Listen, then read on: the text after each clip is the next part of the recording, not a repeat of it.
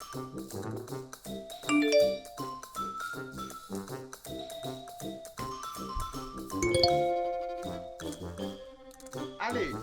What? Hello?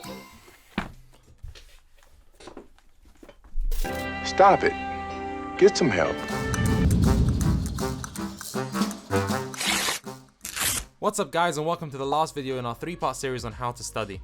In the first video I explained why you should be revising in 3-hour blocks of deep work, and in this video I'm going to be giving my top 5 tips on how to actually stay focused in these sessions of high intensity work. If you don't know what deep work is, then I highly suggest you watch the first video of this series and then come back to this video. Let's get into it.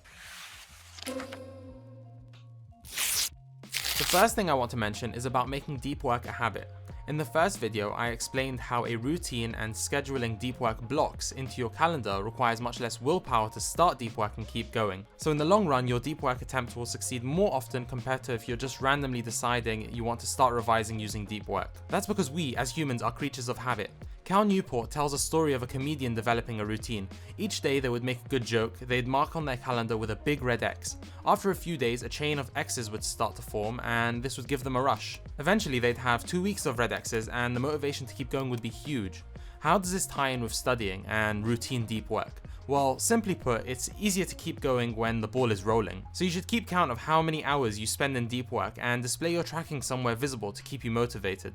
I like to keep a deep work tally card with me in my notebook, and every time I complete an hour of deep work, I add a line and continue working towards my target.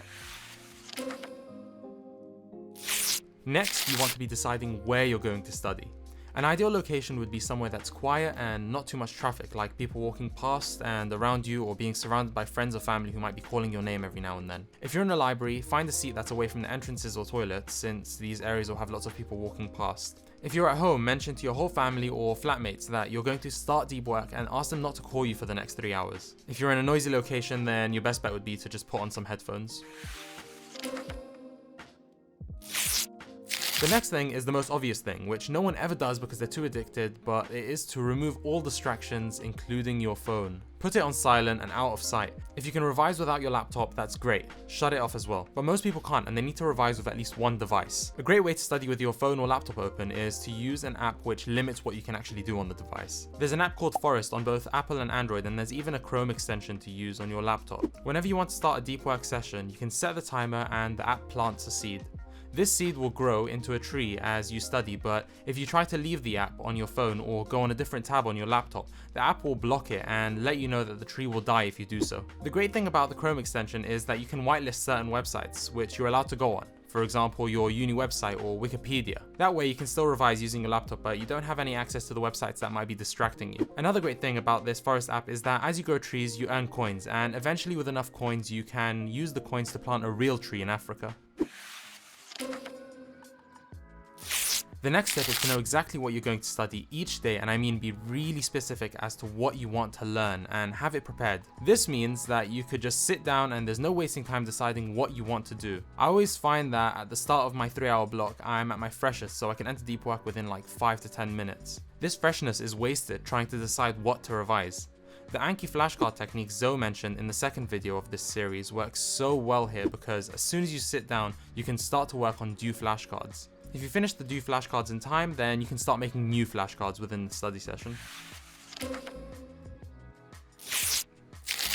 So, the fifth and final tip is to take proper breaks outside of deep work. A 2008 paper tested this by splitting subjects into 2 groups. One group took a nice walk in the park next to the campus, whereas the other group was sent on a walk through a busy city centre. Both groups were then given a concentration draining task to do. The group who walked through the park performed 20% better on the task. This study validates the attention restoration theory, which basically says people can concentrate better after spending time in nature. It relates to deep work because what we do outside of deep work can affect our ability to focus during deep work. This is the concept of attention fatigue. For you to be able to carry out deep work, you need directed attention, and this resource is finite, and if you exhaust it, you'll struggle to concentrate. The group walking through the city centre was using their directed attention to figure out when to cross the street or how to maneuver past slow walking tourists. After the walk, their directed attention score was low. Now you can restore this ability to direct your attention by giving this activity a proper rest. This can be done by utilizing a shutdown. The shutdown works because of something called the Zeigarnik effect, which is basically the ability of incomplete tasks to dominate our attention. A completion statement or shutdown ends this and doesn't let it haunt you for the rest of your time off. Doing this replenishes your direct attention for the next deep work session that you have. So let's summarize what we wanted to get across to you in this 3-part series. We believe the best way to revise is in routine scheduled 3-hour blocks of deep work. In these blocks of high intensity focus, we think it's best to revise using the principles of active recall, spacing, and interleaving. This is best done using a flashcard system like Anki. You should be making your Anki flashcards regularly as you are taught, whilst making sure you're completing all your due flashcards for the day. If you're able to keep up with this system, you can shut down at the end of the day knowing that you've completed everything you needed to do in your scheduled deep work, giving yourself the break you deserve. Thank you guys for making it this far in the study series. If you found the series useful, we'd appreciate if you guys gave us a like and subscribe to our channel so that our channel can continue to grow and reach more people. Take care, and I'll see you in the next video.